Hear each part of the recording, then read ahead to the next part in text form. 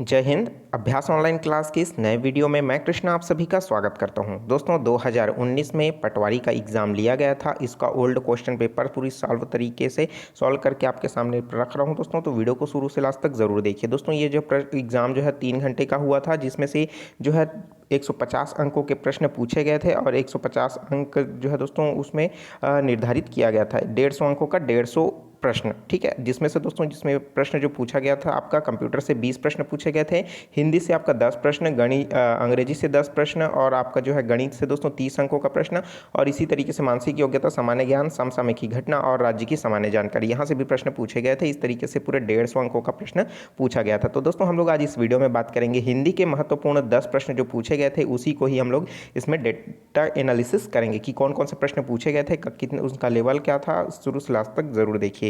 तो और इसका पीडीएफ दोस्तों आप आसानी से डाउनलोड कर सकते हो मेरे टेलीग्राम ग्रुप अभ्यास ऑनलाइन क्लास में जाकर के, ठीक है। और या फिर www.abhyasgk.com पर विजिट करके भी आप आसानी से इसका ओल्ड क्वेश्चन पेपर डाउनलोड कर सकते हो, ठीक है। चलिए देखते हैं दोस्तों इसको हिंदी के क्वेश्चन को।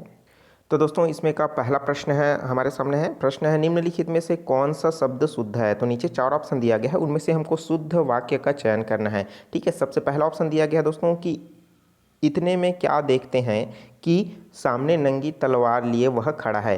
दूसरा ऑप्शन दिया है वह अनेक वर्षों से वहाँ पढ़ाता था। तीसरा ऑप्शन दिया है तुम्हारे पिताजी को आने दो तो तुम्हें मैं मज़ा चखाता हूँ। ऑप्शन डी बोल रहा है कि उपरोक्त सही। तो दोस्तों कमेंट करके सही जवाब दीजिए कि इसका आंसर क्या हो सकता है, ठीक है। थोड़ा सा सोचिए। इसका राइट आंसर जो एग्ज़ाम जो लिया गया था उनके द्वारा जो राइट आंसर लिया गया है दोस्तों वो क्या है, वो है दोस्तों उपरोक्त सभी। तो इसमें जो है दोस्तों राइट आंसर क्या हो जाएगा, कौन सा शुद्ध वाक्य है, तो ऑप्शन नंबर डी जो है उपरोक्त सभी जो सही है, ठीक है। तो चलिए देख लेते हैं दोस्तों नेक्स्ट क्वेश्चन। निम्नलिखित में से यण संधि जो है उसका उदाहरण कौन सा है, हमको ये बताना है। तो नीचे 4 ऑप्शन दिया गया है दोस्तों। पहला ऑप्शन में दिया है महाधन औदार्य महोदार्य, उसी तरीके से दूसरा दिया है महाधन उत्सव महोत्सव, तीसरा दिया है मनुधन अंतर मनवंतर, उसी तरीके से डी ऑप्शन दिया है वधुधन उत्सव वधोत्सव, ठीक है। तो इसमें से दोस्तों यण स्वर संधि जो है इसमें से कौन सा है हमको बताना है। तो इसका राइट आंसर कौन सा है दोस्तों, ऑप्शन नंबर सी मनुधन अंतर में क्या हो रहा है, यण स्वर संधि जो है प्रयुक्त हो रहा है। तो ऑप्शन नंबर सी क्या हो जाएगा, हमारा सही हो जाएगा। चलिए देख लेते हैं दोस्तों हमारा 23वां नंबर का प्रश्न, अर्थात इस वीडियो का दोस्तों हिंदी सेक्शन का तीसरा नंबर का प्रश्न, ठीक है। चलिए देख लेते हैं। निम्नलिखित काव्य पंक्तियों में से भ्रांतीय अलंकार का उदाहरण है।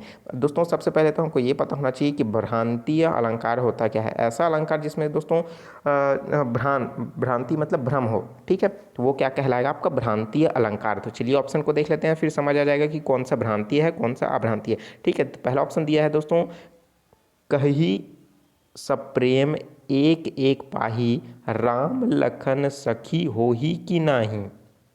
ऑप्शन नंबर बी बोल रहा है नारी बीच सारी है कि सारी बीच नारी है, सारी है कि नारी है कि नारी ही की सारी है, ठीक है। तो यहाँ पास क्या हो रहा है, थोड़ा सा भ्रम हो रहा है कि नारी कौन है, ठीक है। तो इस तरीके से दोस्तों ऑप्शन नंबर सी देख लेते हैं। यह काया है एक शेष उसी की छाया, क्षण भर उसकी कुछ नहीं समझ में आया। ऑप्शन नंबर डी है पाय महावर दैन कौ नानी बैठी आई, फिरी फिरी जानी महावारी एड़ी मिड़ती जाई, ठीक है। तो इसमें दोस्तों भ्रांति अवस्था ऐसी अवस्था जिसमें क्या हो रहा है, हमको भ्रम हो रहा है।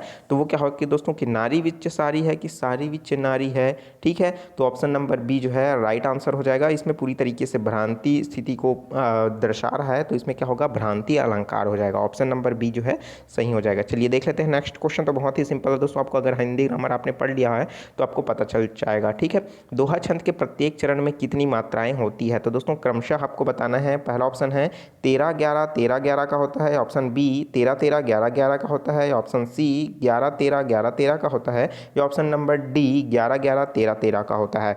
तो दोस्तों इसका राइट आंसर क्या हो जाएगा, ऑप्शन नंबर पहला 13-11 13-11 का जो रहता है उसे क्या कहा जाता है, दोहा छंद के नाम से जो है दोस्तों जाना जाता है, ठीक है। तो इसका क्या हो जाएगा, पहला ऑप्शन जो है सही हो जाएगा। स्क्रीनशॉट इसका लेना चाहते हैं दोस्तों, स्क्रीनशॉट जरूर ले लीजिए, ठीक है। चलिए देखते हैं नेक्स्ट क्वेश्चन। क्वेश्चन नंबर है 25। निम्नलिखित में से कौन सा शब्द उपसर्ग युक्त है। तो दोस्तों जिसमें अ उपसर्ग लगा हुआ है वो कौन सा है? पहला ऑप्शन है अचेत, दूसरा है अथाह, तीसरा है अबेर और चौथा जो है दोस्तों उपरोक्त सभी। तो दोस्तों इसका राइट आंसर क्या हो जाएगा? इसमें जितने भी दिया हुआ है ऑप्शन उसमें सभी में क्या लगा हुआ है? अ उपसर्ग लगा हुआ है। तो ऑप्शन नंबर डी क्या हो जाएगा दोस्तों? सही हो जाएगा। ठीक है, ऑप्शन नंबर 4 क्या हो जाएगा? सही हो जाएगा। चलिए देखते हैं नेक्स्ट क्वेश्चन, क्वेश्चन नंबर 26। निम्नलिखित शब्दों में से कौन सा शब्द हिंदी भाषा के शब्द भंडार में शामिल तत्भव शब्द है? तत्भव दोस्तों तत्सम तत्भव आपने पढ़ा होगा। तो नीचे 4 ऑप्शन दिया गया, उसमें से हमको तत्भव शब्द को चुनना है। पहला दिया है वंश, दूसरा दिया है बाघ, तीसरा दिया है पंख और चौथा दिया है टीस। ठीक है, तो इसका राइट आंसर क्या हो जाएगा दोस्तों? इसका राइट आंसर हो जाएगा पंख। तो पंख एक प्रकार का क्या है दोस्तों? तत्भव शब्द है। जो स्टूडेंट नए हैं दोस्तों चैनल को जरूर सब्सक्राइब कर लीजिए अभ्यास ऑनलाइन क्लास को, क्योंकि रेगुलर तैयारी करवाने वाला हूं पटवारी की एग्जाम की। ठीक है, तो वीडियो के साथ जरूर जुड़े रहिए। वीडियो कैसा लग रहा है कमेंट करके जरूर बताइए और लाइक तो जरूर ठोक दीजिए। ठीक है, चलिए देखते हैं नेक्स्ट क्वेश्चन, क्वेश्चन नंबर 27। निम्नलिखित चारों विकल्पों में प्रथम शब्द के बाद 3 अन्य शब्द हैं। ठीक है, प्रथम शब्द के बाद 3 जो है वो अन्य शब्द हैं। इनमें से प्रथम शब्द के अनेकार्थी शब्दों का सही विकल्प कौन सा है? पहला जो है दोस्तों काम दिया है, काम का कौन क्या हो सकता है? प्रयोजन, गेहूं, इच्छा। उसी तरीके से बी बोल रहा है नाग, पर्वत, पेड़ और सांप। उसी तरीके से जो है आपका सी बोल रहा है चंद्रमा, द्विज का है आपका चंद्रमा, स्थिर या दांत। ठीक है, स्थिर दांत। या फिर उसके बाद चौथा दिया है वर्ण, रंग, प्रिय, अक्षर। तो दोस्तों इसका जो है राइट आंसर क्या हो जाएगा? थोड़ा सा दिमाग लगाइए, सोचिए। ठीक है, कि इसमें से राइट आंसर कौन सा हो सकता है? तो इसका राइट आंसर है दोस्तों नाग, जिसको क्या कहा जाता है? पर्वत, पेड़, सांप। ठीक है, तो इस तरीके से दोस्तों इसका क्या हो जाएगा? Right answer option number B. तो दो क्वेश्चन का लेवल आप समझ सकते हो दोस्तों कि किस तरीके से प्रश्न जो है पूछा गया है, और इसी तरीके से जो है दोस्तों प्रश्न आएगा। ठीक है, चलिए देख लेते हैं दोस्तों 78 नंबर का क्वेश्चन। निम्नलिखित में से कौन सा शब्द जो है कंज शब्द का पर्यायवाची शब्द नहीं है? क्या है? पर्यायवाची शब्द नहीं है। किस शब्द का दोस्तों? कंज का। तो देख लेते हैं, पहला दिया है अमृत, दूसरा दिया है ब्राह्मण और तीसरा दिया है कमल और चौथा दिया है मदिरा। तो इसका राइट आंसर क्या हो जाएगा दोस्तों? तो इसमें जो राइट आंसर हो जाएगा वो मदिरा। मदिरा जो है दोस्तों कंज शब्द का पर्यायवाची शब्द नहीं है। अमृत, कमल, ब्राह्मण ये सब क्या है? इसके पर्यायवाची शब्द है।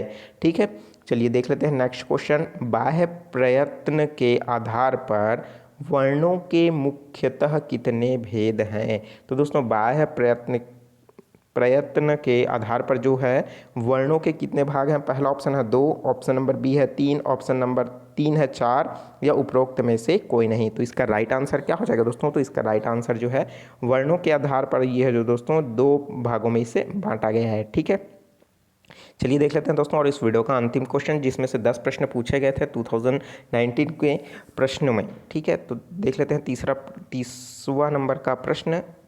शास्त्रों की बात में कविता का दखल समझना यह भी धर्म के विरुद्ध है। इस वाक्य में यह किस प्रकार का सर्वनाम है? तो यह किस प्रकार का सर्वनाम है? पहला है निजवाचक सर्वनाम, दूसरा है आपका निश्चयवाचक सर्वनाम, तीसरा है संबंधवाचक सर्वनाम, या चौथा है जो है अनिश्चयवाचक सर्वनाम।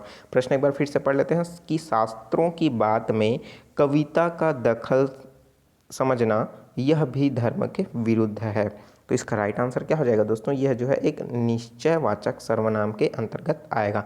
ठीक है, तो इसका नंबर क्या हो जाएगा? बी ऑप्शन जो है सही हो जाएगा। ठीक है, तो दोस्तों नेक्स्ट वीडियो में और भी इसके ओल्ड क्वेश्चन पेपर जो है उसको मैं लाने वाला हूँ, आपको सॉल्व करके बताने वाला हूँ। इंग्लिश का है, मैथमेटिक्स का है। ठीक है, तो डिटेल तरीके से आपको समझाने की पूरी कोशिश करूँगा। वीडियो को दोस्तों शुरू से लास्ट तक जरूर देखे हो, इसलिए आपका बहुत बहुत धन्यवाद। और मैथमेटिक्स का ट्रिक देखने के लिए प्ले लिस्ट पर जाइए दोस्तों। पटवारी के भी और भी क्वेश्चन मैंने पहले ही अपलोड करके रखा है, प्रैक्टिस सेट भी है, वहाँ पास प्ले लिस्ट में जाकर के आप जरूर चेकआउट कर लीजिए। इसका PDF डाउनलोड कर सकते हो मेरे टेलीग्राम ग्रुप अभ्यास ऑनलाइन क्लास में जाकर के। ठीक है, मिलते हैं दोस्तों नए वीडियो में। और दोस्तों पटवारी के लिए आपके लिए कौन सा बुक बेस्ट रहेगा मैंने नीचे डिस्क्रिप्शन में दे रखा है दोस्तों, आप प्रिपरेशन जल्दी स्टार्ट कर दीजिए। ठीक है, तो वहाँ से आप चेकआउट कर सकते हो। मिलते हैं ना दोस्तों नए वीडियो में नए जानकारी के साथ। तो मुझे दीजिए इजाजत। Take care, all the best, जय हिंद।